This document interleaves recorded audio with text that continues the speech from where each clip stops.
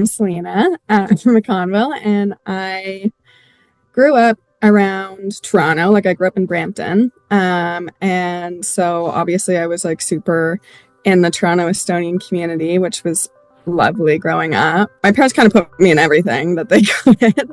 So I did like Girl Guides and like Eesti Elu throughout the year, and then also like was involved in like the choirs and band as well. I played flute in that.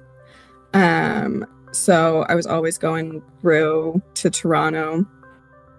Got all my like closest childhood friends through that I got to see like every week throughout the year. And then during the summers I went to like Eesti Elu, and Kohtla-Järve. As I grew up, I kind of got out of obviously Eesti Elu and guides, and so kind of like teetered off a bit as like life got busier.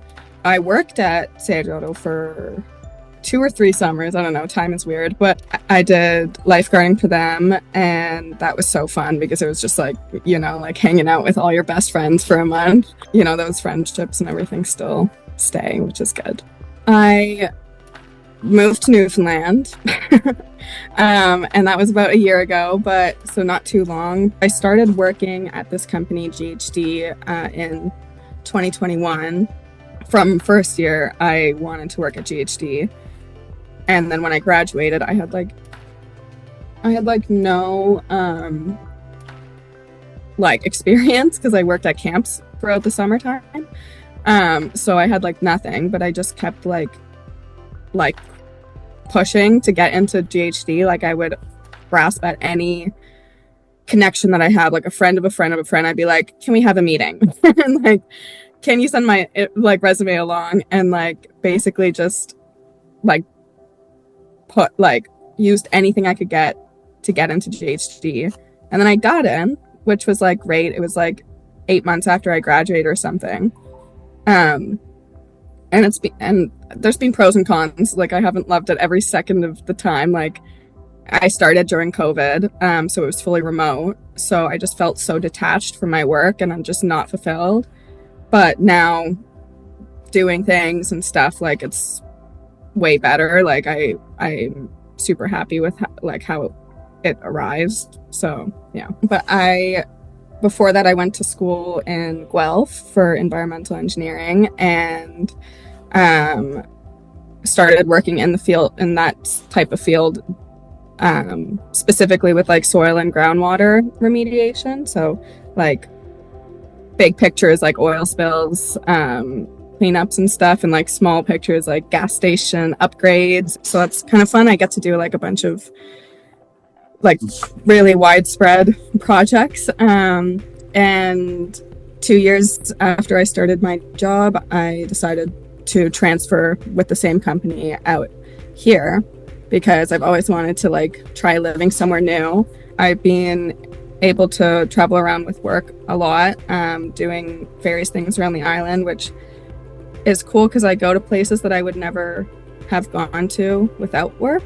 Yeah, I just got back from like a month of traveling to like the other side and down, and doing like work in harbors along the coast. So I get to like work with like lobsters and crabs and scallops and like that stuff, which I've never been really around before being here. I do like project oversight sometimes, so like that's what I'm doing right now, where we have like a demolition crew and like contractors on site, but I'm just kind of there to like oversee and organize, or like tell them like, oh, we'll like be the eyes on the ground to like manage the people who are doing the work. That stuff's cool because I get to work around big machinery, which is also something that I've never done before or kind of expected myself to be comfortable around. But anyways, so that's construction oversight, and like we'll do that on like this type of site where there's like, it's like a big scale thing, or we'll do it on like gas stations where like the like underground storage tanks need to be replaced or something, so they need to be dug out, destroyed, and removed and then re-put in. So I've done a couple of those as well. And then there's also drilling programs and groundwater sampling programs, which is like the kind of like typical soil and groundwater remediation. So say like a gas station had a leak or something for like the next 10 years or so, like we need to be monitoring the groundwater. So we'll like drill boreholes to like test the soil and different levels and all around the site to see how far it's going and how deep, and then we'll install groundwater wells to like do the same thing with the groundwater. On a different vein, like big sampling programs that like I was saying, I was just gone for a month for working in the harbors, and those ones are my favorite ones to do because they're so fun. It'll be like me and my team, and then we'll have like a team of divers, and they'll go dive in the harbor and like pick up buckets of soil and whatever, like lobsters or scallops or mussels or whatever they find down there. And then we'll sample the soil and the tissue samples to like make sure everything's good. But those are my favorite because I get to just like, I actually do the work instead of oversee. So I'm actually like busy and working, and I'm like outside all day, like hanging out with people and like by the water. And I get to like explore like the island, and I also get to do cool things like go on helicopters. Like to like random like remote sites or whatever. Like I've apparently one of those coming up like in 2 weeks, which is so fun.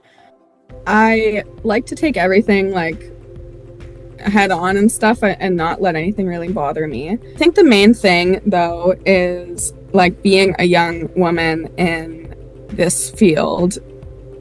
A lot of the times I'm the only woman on the site, and I'm the youngest and with the least experience. So like it's hard to kind of like get some ground to stand on, like when I'm telling people what to do. And I'm also like nice to a fault.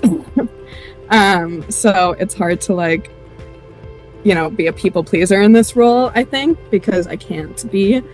And it's also hard to like, you know, be like nice and disarming and like have a camaraderie with the contractors, but also like not like, but also have like boundaries with like being a woman in this role. Like, so I have had to like deal with some things that are uncomfortable and stuff. So that's the main thing that's hard, but it's also like is what it is. Like I can like handle myself and take care of myself. So, and it has going through those things, or it's like also given me confidence in myself as well to like stand up for myself, which I've never been good at and I've never been able to do. But now I'm way better at having those boundaries. Even in my personal life, I'm way better at like being myself instead of what other people want me to be. And that is like, so it's hard, but it's also one of the most like fulfilling parts too, is seeing how I grow and change with those hard things. But yeah, I think that's kind of the hardest part. I would love nothing more than to continue being in this, like involved in the Estonian community. I think it has shaped who I am so much that like I can't imagine not. Like I can't imagine not having these people, not having these experiences and this like culture. And so yeah, definitely I think going forward in life I want to be as involved as I can in the Estonian community. So in some form I will be in the Estonian community, whatever form that is.